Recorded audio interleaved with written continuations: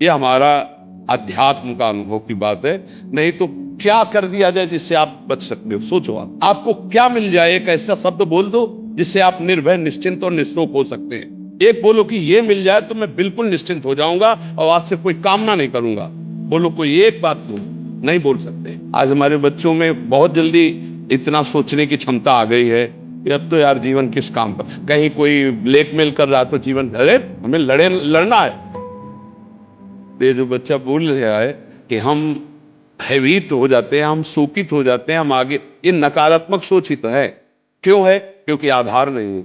आधार हो तो फौरन उसकी काट है। भगवान है ना, प्रभु है ना, ऐसा कैसे हो सकता है? हम उनका भजन करते हैं, हम उनके आश्रित हैं, ऐसा कैसे हो सकता है? महाराज जी, ये तो सोच रख लिया और इससे हम पार भी हो गए। महाराज जी, फिर जब असफल हो जाए उसके बाद हमारा क्या मान्यता रहेगी? सही बात पूछो तो जब आप ऐसा करोगे तो असफलता में सफलता का ही आनंद अनुभव में आएगा। सकारात्मक सोच ही जीवन का सुख है।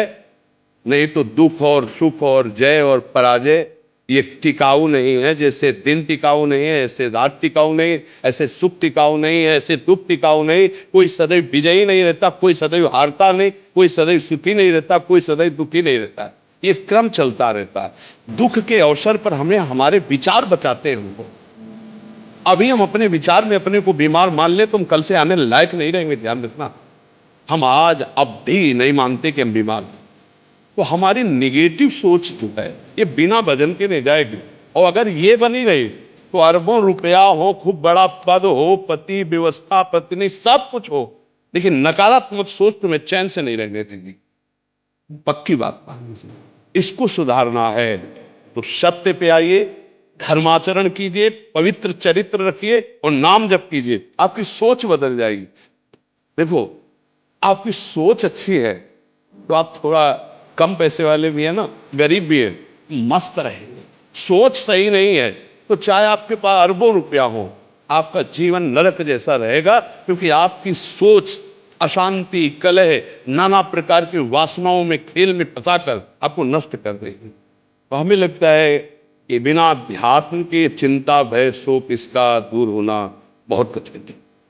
नाम जप करो, चरित्र पावन रखो। आज प्रायः चरित्र को हम नहीं सुरक्षित रख रहे। ये समझ लीजिए कि चरित्रवान के पास ईश्वर चरण चूमता है। चरित्रहीन चाहे आपसे जितना धन एकत्रित कर ले, शांति और सुख का अनुभव नहीं कर सकते। अब ये बात शास्त्र की और संतों की मानना स्वीकार करो तो अभी आनंद की अनुभूति हो जाए। हमारा चरित्र देखो, हम राम चरित्र गाते। राम जी रघुवंश में प्रकट हुए, रावण उत्तम कुल कुलस्त करना थी, ब्राह्मणत्व उत्तम कुल कुलस्त करना, लेकिन चरित्रहीन हो गया तो राक्षस कहा गया। समझ रहे? चरित्र गाते हम, राम चरित्र गाते। मां केवल अंतर है, वही बड़ी रा उसमें भी लगी हुई, रा वह, रा वाह, वही भगवत अंश है, जय विजय और कोई दूसरा नहीं।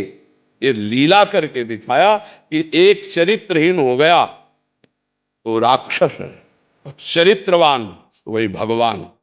सब में भगवान है, वही अब लीला कर रहे हैं। देखो, हम अपने चरित्र को पावन रखें, हम धर्म से चले, नाम जप करें तो अब कहीं भी आपके अंदर नकारात्मक भाव आपको परास्त नहीं कर सकता। ये हमारा अध्यात्म का अनुभव की बात है। नहीं तो क्या कर दिया जाए जिससे आप बच सकते हो? सोचो, आपको क्या मिल जाए? एक ऐसा शब्द बोल दो जिससे आप निर्भय, निश्चिंत और निःशोक हो सकते हैं। एक बोलो कि ये मिल जाए तो मैं बिल्कुल निश्चिंत हो जाऊंगा और आज से कोई कामना नहीं करूंगा। बोलो कोई एक बात बोलो, नहीं बोल सकते। क्योंकि एक के साथ हजारों बातें लगी थी। एक केवल वो है कि परमात्मा मिल जाए तो फिर सब हो।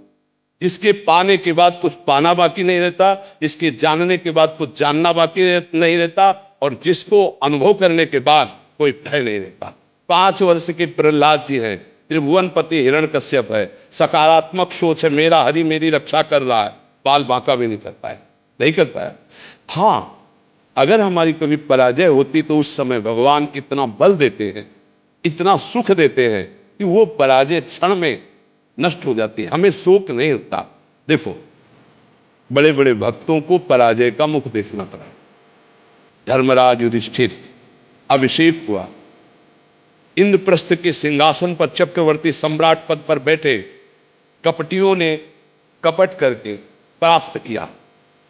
12 वर्ष का वनवास, 1 वर्ष का अज्ञातवास, परिणाम भारी कष्ट सहा। ऐसे महारथियों को छुप के रहना पड़ा, लेकिन परिणाम फाइनल पे आइए तो चक्रवर्ती सिंहासन पर महाराज युधिष्ठिर ही बैठे, उनके कुल में कोई नहीं रह गया, सब विनाश को प्राप्त हो गए। तो हमें लगता है धर्माचरण, भगवद आश्रय, पराजय कभी होती भी है तो वो विजय की ही आशा पुष्ट करती है, और भगवान इतना बल देते हैं कि पराजय उसे दुख नहीं दे पाती है। इसलिए हमें नाम जप करना चाहिए, भगवद आश्रित होकर के अध्यात्म को समझना चाहिए।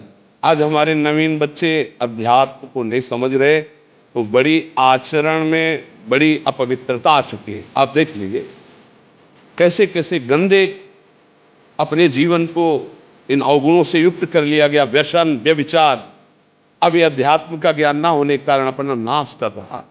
तो चरित्रहीनता, गुणहीनता और नकारात्मक सोचे, अगर इनको हमें ठीक करना है तो हमें बहुत सावधान रहना, हमें अपने चरित्र को बचाना है। आज हमारे बच्चों में चरित्र सुरक्षित नहीं रह पा रहा है।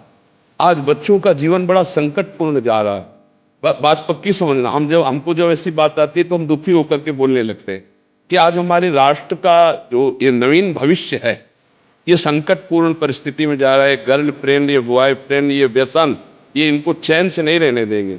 नवीन नवीन अवस्था के बच्चे हैं, जब गंदे आचरणों में फंस जाते हैं, अब उनको ब्लैकमेल किया जाता है। वो अपने माँ बाप से बता नहीं सकते कि दूसरे से कह घुटते रहते, और अगर ज्यादा घुटन आ गए तो अपने आप को।